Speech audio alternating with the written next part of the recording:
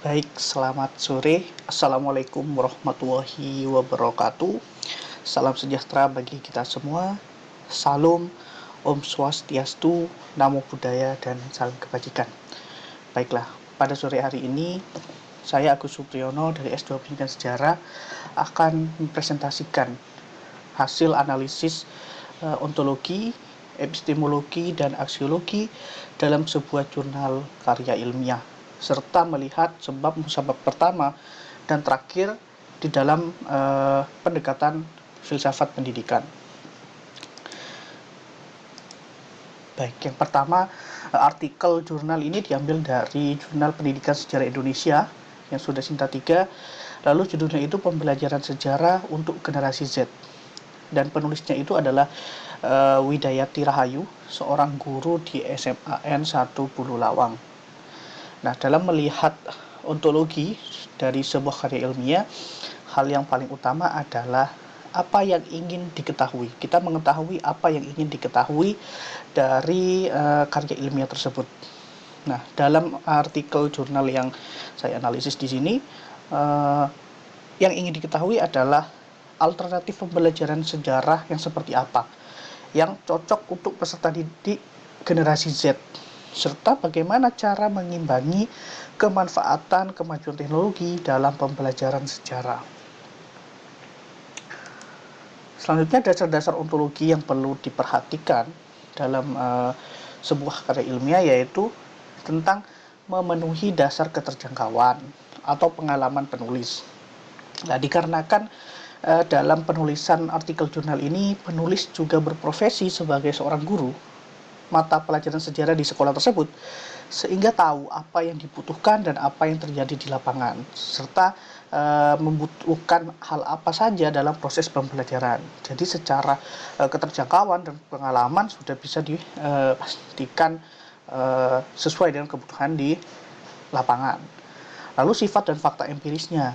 Penelitian ini dapat diamati secara langsung dengan panca indera, yaitu pada kegiatan pembelajaran yang ada di kelas, lalu penggunaan teknologi yang juga bisa diamati di kelas seperti apa, sehingga bisa ketahuan bahwasannya penggunaan teknologi ini memang benar-benar dibutuhkan dalam pembelajaran sejarah. Lalu secara dunia empiris, menggunakan peralatan yang dikembangkan sebagai pembantu panca indera, seperti instrumen yang bisa membantu dalam proses pengambilan data dan perhitungan. Dalam artikel jurnal yang saya analisis, dunia empiris yang dipakai adalah instrumen wawancara yang sifatnya non-struktural, karena wawancaranya itu hanya sebagai pedoman garis besarnya saja. Dan untuk pengembangan di lapangan, biasanya guru di jurnalnya itu menjelaskan mengikuti apa yang ada di lapangan, serta beberapa catatan harian. Hal ini karena seorang penulis itu adalah seorang guru juga di sekolah tersebut. Maka dari itu, penggunaan catatan harian tersebut sangat membantu dalam penggunaan data dunia empirisnya. Lalu objek penelitian. Objek penelitiannya itu berupa benda-benda yang bisa terobservasi. Salah satunya tentu adalah peserta didik sebagai objek penelitiannya. Di luar itu ada beberapa dokumen seperti halnya buku dan juga buku-buku dari perpus, meskipun jumlahnya sangat minim di sini ya. Di sini buku yang tercatat dalam jurnal ini hanya ada 4, ditambah 1 bukan jurnal tapi peraturan perundang-undangan. Jadi tidak memanfaatkan berita cetak, jurnal penelitian terdahulu yang terakreditasi tidak digunakan. Maka dari itu sebaiknya dalam penulisan artikel dan jurnal itu menggunakan jurnal penelitian terdahulu. Kalau perlu itu yang terakreditasinya bagus, minimal Sinta 3, 4 dan ke atas, atau perlu yang sudah terakreditasi internasional. Dengan ini keabsahan datanya pasti sudah terpenuhi, karena kalau seperti yang saya analis ini, penggunaan jurnalnya itu hanya beberapa, sumber bukunya juga beberapa, cuma ada 4, ditambah perundang-undangan 1, jadi totalnya cuma 5, sangat minim sekali penggunaan sumbernya. Lalu secara kemanfaatan, berdasarkan ontologi di atas sebelumnya yang sudah saya jelaskan, manfaatnya bagi pendidikan dapat dijadikan sebagai sumber penelitian terdahulu dalam kaitannya dengan pembelajaran sejarah bagi generasi Z. Hal ini untuk meningkatkan kualitas penelitian dan menjadi bahan untuk membenahi pola pengajaran dalam pembelajaran sejarah di masa yang akan datang. Sehingga tulisan ini sebenarnya menjadi sebuah lompatan awal bagaimana melihat kemajuan teknologi untuk pembelajaran sejarah, sehingga kedepannya pembelajaran sejarah itu bisa lebih baik dengan mengkolaborasikan antara teknologi informasi yang semakin maju dengan didukung oleh peserta didik yang sudah akrab dengan elektronik di kesehariannya. Lalu dasar epistemologinya. Dasar epistemologi itu teori pengetahuan yang terlihat di penulisan artikel ini dalam menemukan pengetahuan menggunakan metode kualitatif dan keilmuan pustaka. Meskipun sangat minim sumber, tadi sudah dijelaskan, sangat minim sekali. Tidak ada penggunaan jurnal-jurnal terdahulu sebagai penelitian dasar. Sumber pustaka hanya terfokus pada penggunaan beberapa buku. Memang seharusnya dalam jurnal itu ada standar penggunaan sumber, entah itu secara kuantitas, ada berapa jumlah yang distandarkan, dan juga secara kualitas sumber apa saja yang memungkinkan untuk dipakai dalam penulisan tersebut. Lalu dalam metode keilmuannya sudah mengedepankan cara berpikir yang rasional dan bisa dipahami meskipun sumbernya sangat minim, tetapi dalam cara berpikirnya, pola berpikirnya yang tampak dalam tulisan ini sudah mengedepankan cara berpikir yang rasional dan bisa dipahami. Karena apa? Meskipun sangat sumbernya sedikit, tetap argumennya itu tetap didasarkan kepada sumber, baik yang ditemukan di lapangan ataupun dari sumber-sumber buku tersebut. Jadi tidak hanya berpatokan kepada hayalan sang penulis yang isinya tidak ada dalam data. Selain itu, tidak ditemukan indikasi solipsisme atau benar menurutnya sendiri tanpa melihat data terdahulu. Jadi, data yang dituliskan ini memang pada dasarnya ada dalam penelitian yang dilihat di lapangan, dan juga buku-buku yang ada juga ada gitu, maksudnya tercantum di situ. Jadi tidak penulis tidak semena-mena menuliskan apa yang menurutnya dia benar tanpa melihat teori dan keadaan di lapangan. Dalam artikel ini juga terlihat berpikir empiris ya, yang benar-benar adanya, yang objeknya benar-benar apa adanya melalui fakta yang empiris dapat diamati, sehingga menghasilkan kebenaran-kebenaran yang juga empiris, nyata kebenarannya. Jadi kebenarannya itu bukan hanya yang tadi itu adalah hayalan, tetapi benar-benar nyata adanya berdasarkan pada data yang ditemukan di lapangan serta teori-teori yang ada. Lalu dasar aksiologi. Dasar aksiologi, kegunaan artikel ini untuk menjadi referensi. Dalam aksiologi itu ada yang perlu diperhatikan ada 3. Tetapi ada juga tentang etika dan juga estetika, tentang bagaimana kelayakan dari sebuah karya ilmiah.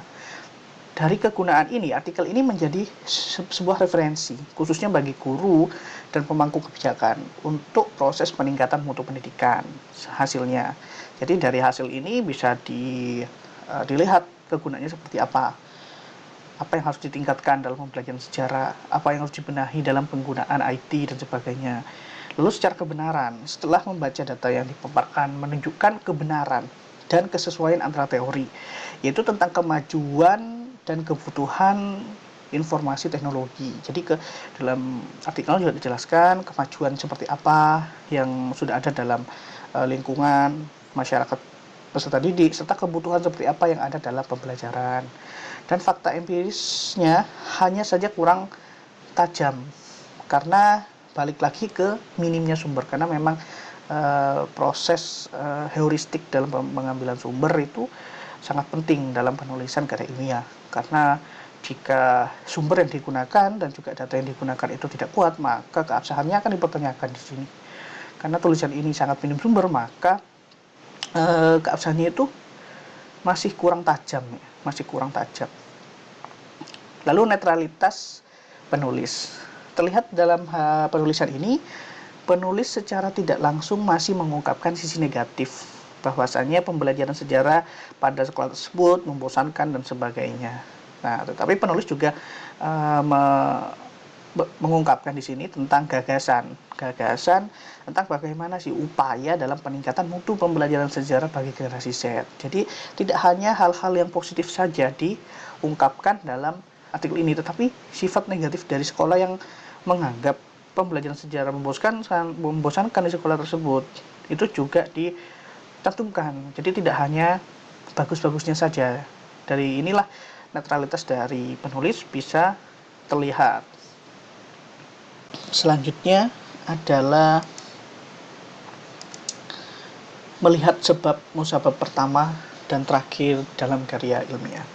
Nah, dalam melihat sebab musabab pertama dan terakhir ini ada dua hal yang perlu diperhatikan, yaitu tentang filsafat pengetahuan dan filsafat ilmu pengetahuan. Gejala dalam filsafat ilmu pengetahuan itu adalah gejala atau fenomena pengetahuan yang menyoroti gejala pengetahuan manusia berdasarkan sudut sebab musabab yang pertama. Sedangkan pada filsafat ilmu pengetahuan itu menyoroti gejala-gejala ilmu pengetahuan yang khas berdasarkan sudut sebab musabab yang terakhir. Nah, dalam ilmu pengetahuan ini sebagai pengetahuan yang diatur secara sistematis dan langkahnya dipertanggungjawabkan secara teoritis. Seperti halnya apa yang ada dalam epistemologi, di situ secara sistematis terurutkan dalam artikel karya ilmiah, dan juga secara teoritis juga bisa dibuktikan di sana. Oke, yang pertama tentang sebab musabab pertama atau first cause dari artikel jurnal yang saya analisis, yang saya temukan itu adalah pengajaran yang berbasis teknologi informasi lebih pas dan dinilai lebih sesuai diterapkan dalam proses pembelajaran sejarah karena lebih meningkatkan pemahaman dan daya tarik bagi peserta didik, khususnya generasi Z ini. Karena teknologi informasi yang begitu banyak kemajuan dan juga membuat peningkatan daya tarik. Nah, ketika daya tarik peserta didik khususnya pada generasi Z ini meningkat, maka pemahaman dari konten sumber pembelajaran sejarah itu bisa diserap dengan maksimal. Beda halnya ketika peserta didik tidak merasa tertarik dengan pelajaran tersebut, maka akan sangat susah ketika pemahaman itu akan diserap. Tetapi di sini ada kelanjutannya. Pembelajaran sejarah secara konvensional bukan tidak sesuai, tetapi kurang seoptimal dalam menggunakan kemajuan teknologi informasi. Mengingat audiensi pada saat ini peserta didiknya adalah peserta didik yang generasi Z atau generasi yang akrab dengan kegiatan elektronik. Apa-apa semuanya bisa menggunakan elektronik, baik dari gadget, laptop, komputer, dan sebagainya. Itu bisa dimanfaatkan oleh peserta didik dalam pembelajaran. Lalu pokok bahasan atau kajian dari first cause yang pertama adalah apakah pengetahuan itu benar dan tetap. Dalam artikel jurnal yang dianalisis ini bisa dipastikan benar dan berkelanjutan karena berdasar kepada beberapa sumber yang secara empiris dapat langsung dirasakan, yaitu keterangan-keterangan di lapangan dan juga beberapa sumber dokumen dan buku yang memang secara konteksnya itu memang mendorong atau mendukung tentang penelitian tersebut. Lalu apakah terpercaya? Hal ini didasari dengan sinkronisasi antara beberapa pendapat yang dijadikan sumber dan disesuaikan dengan era saat ini. Dalam hal ini adalah sumber yang ada di lapangan yang didapatkan dari peserta didik, lalu sumber-sumber teori dan sebagainya dari buku, serta dihubungkan dengan keadaan saat ini. Menurut saya pribadi sebagai penganalisis itu bisa dipercaya karena ada kesesuaian antara masalah yang diangkat dan juga teori yang saat ini bisa diakses di mana-mana serta pengetahuan yang dimiliki oleh saya pribadi sebagai penganalisis. Lalu apakah berubah-ubah? Terdapat perubahan secara berkala dalam setiap perjalanannya, mengikuti perjalanan peradaban manusia karena IT senantiasa berkembang, maka penelitian ini itu juga mengikuti hal tersebut karena sebelumnya tidak menggunakan informasi teknologi atau IT, dan juga selanjutnya ketika kemajuan informasi komunikasi, pembelajaran itu membutuhkan IT. Dan untuk masa depan juga, di mana kehidupan manusia itu senantiasa berkembang, IT juga berkembang, maka sudah dipastikan perubahan atau konten dari penelitian yang basicnya ini bisa berubah-ubah ke depannya. Lalu arah perubahan pengetahuan yang relevan atau benar secara keberlanjutan dan relevanitas dari pembahasan artikel tersebut dilihat kurang sejalur. Nah, hal ini dapat dibuktikan dengan melihat bagaimana pembelajaran sejarah bagi generasi Z tidak diikuti dengan bagaimana pembelajaran bagi generasi sebelumnya. Jadi fokus generasi Z toh, kenapa kok harus diberi pengembangan IT sebelumnya tidak dijelaskan. Harusnya itu lebih kepada alur yang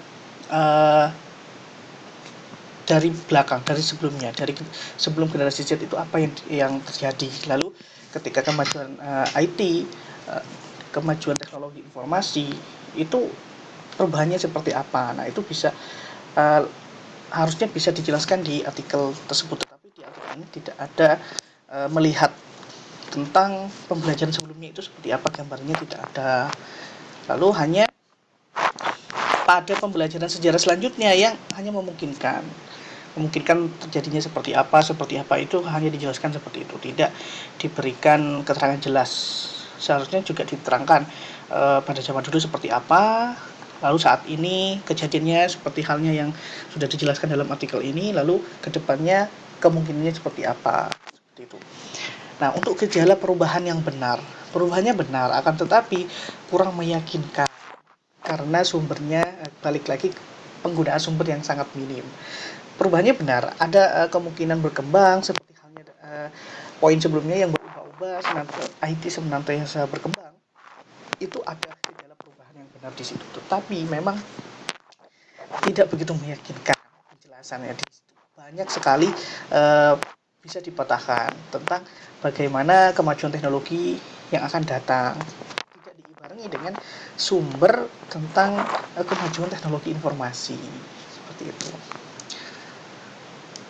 Lalu sebab terakhir atau the last cause dari artikel ilmiah yang dianalisis itu ada beberapa yang menjadi garis bawah, yaitu keselarasan.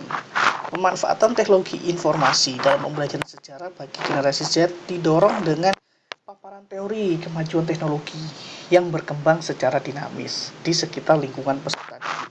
Memang dari masalah yang diangkat juga diimbangi dengan bagaimana kebutuhan dan kondisi lingkungan peserta didik pada saat itu, di mana peserta didik banyak memanfaatkan teknologi informasi, dan juga pada saat pembelajaran seharusnya hal ini bisa dimanfaatkan dalam pembelajaran sejarah sebagai inovasi pembelajaran. Nah, lalu bahkan kebutuhan sehari-hari di samping kebutuhan pendidikan telah sangat bergantung pada kemajuan teknologi informasi. Maka dari itulah pembelajaran sejarah dengan memanfaatkan kemajuan teknologi kemajuan teknologi informasi akan memaksimalkan tujuan apa yang ingin dicapai dalam pembelajaran tersebut, sehingga dapat mengoptimalisasikan.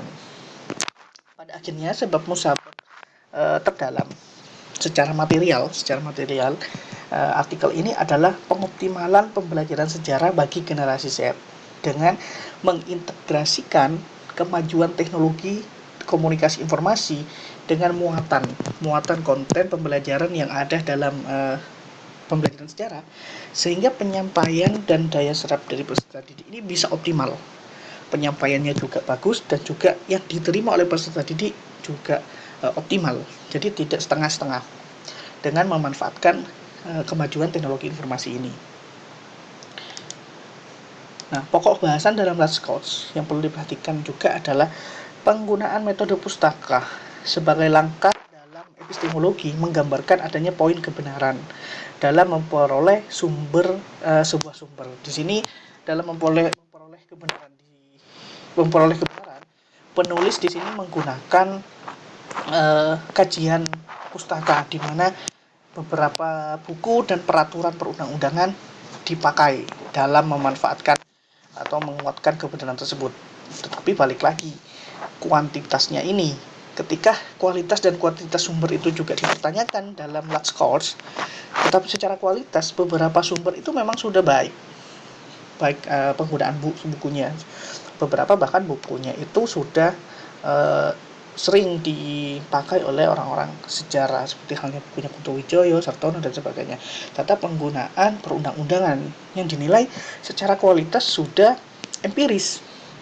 Hanya saja secara kuantitas sangat kurang untuk memperkuat terhadap adanya data, karena sangat minim sekali data yang digunakan. Harusnya ketika kualitas dari sumber ini sudah memumpuni, maka sebaiknya kuantitas dari sumber yang dipakai juga dioptimalkan. Lalu secara kegunaan, kebenaran, dan netralitas jurnal ini bisa dipertanggungjawabkan dengan baik. Hal ini dikarenakan meskipun data ataupun sumber secara kuantitas sangat sedikit, hal ini didasarkan kepada sumber yang ada serta didukung oleh sumber yang ada di lapangan. Hanya saja keabsahan data dan sumber pendukung memungkinkan untuk mudah dibantah, karena di dasar teorinya itu kurang. Meskipun ada menggunakan kualitas sumber yang baik, tetapi tidak didukung dengan sumber-sumber yang lainnya, terutama karena ini berhubungan dengan teknologi informasi, itu perlu didukung dengan sumber-sumber yang paling baru, yang mutakhir, yang terbaru. Jadi itu lebih menguatkan. Sedangkan ketika menggunakan sumber yang lama, hal ini mudah dipatahkan, mudah dibantah oleh sebagian besar orang. Baiklah, begitu hasil analisis saya tentang jurnal artikel yang dimiliki oleh Widayati Rahayu, seorang guru SMA S1 Bulawang, dengan judul Pembelajaran Sejarah untuk Generasi Z. Kurang lebihnya saya mohon maaf. Saya tutup. Terima kasih. Assalamualaikum warahmatullahi wabarakatuh.